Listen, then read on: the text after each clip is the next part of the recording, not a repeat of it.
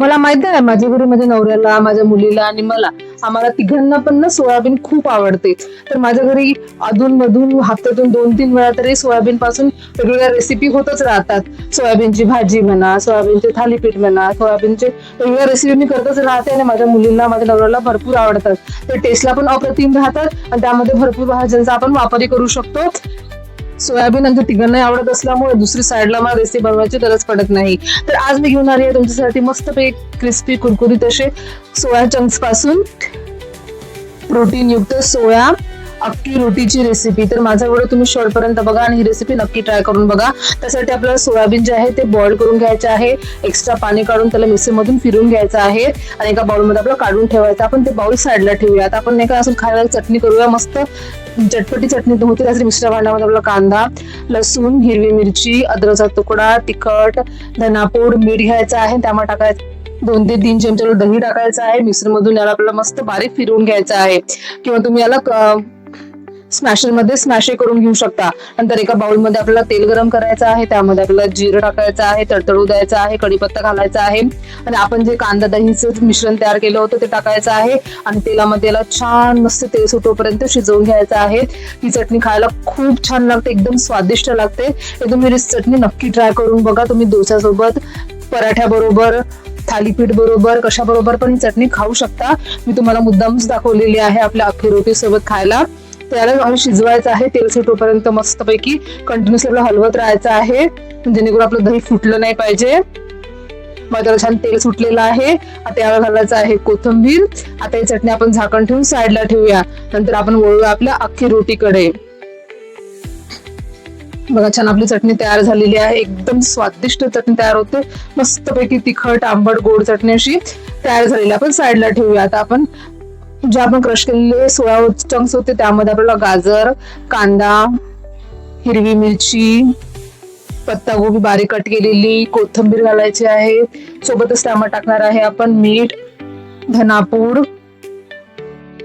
थोडस पण यामध्ये हिंग घालूया आणि 2 चमचे आपल्याला शेंगदाण्याचा कूट घालायचा आहे, जाडा भरडा. यामुळे काय होते, आपली जी अख्खी रोटी आहे त्याला क्रंचीनेस येते आणि शेंगदाण्याचा कूट जो आहे खाताना मध्ये मध्ये खूप छान लागतो. आता सर्व इन्ग्रेडियंट छानपैकी मिक्स करून घ्यायचे आहे. आपल्याला हाताने मस्त चुरून मिक्स करायचे आहे.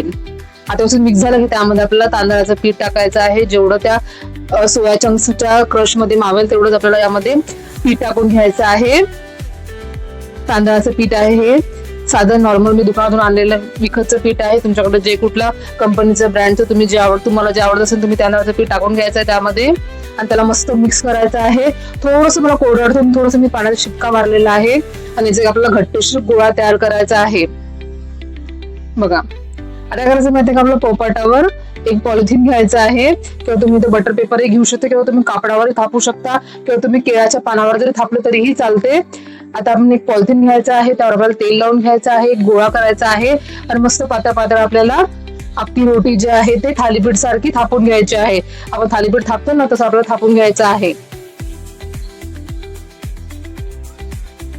छान मस्त थापून घेतल्यानंतर पॅनवर आपल्याला अख्खी रोटी आहे त्याचे तेल किंवा बटर वगैरे, तूप वगैरे लावून तुम्हाला जे आवडतं तुम्ही ते लावायचं आहे, अप्लाय करायचं आहे छानपैकी आणि दोन्ही साईडने मस्त क्रिस्पी होईपर्यंत आपल्याला हे शेकून घ्यायचं आहे.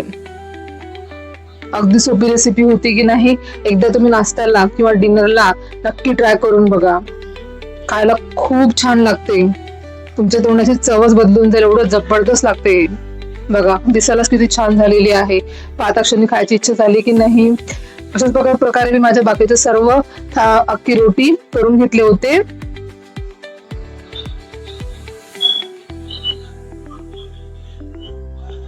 कलर बघा किती सुरेख आलेला आहे.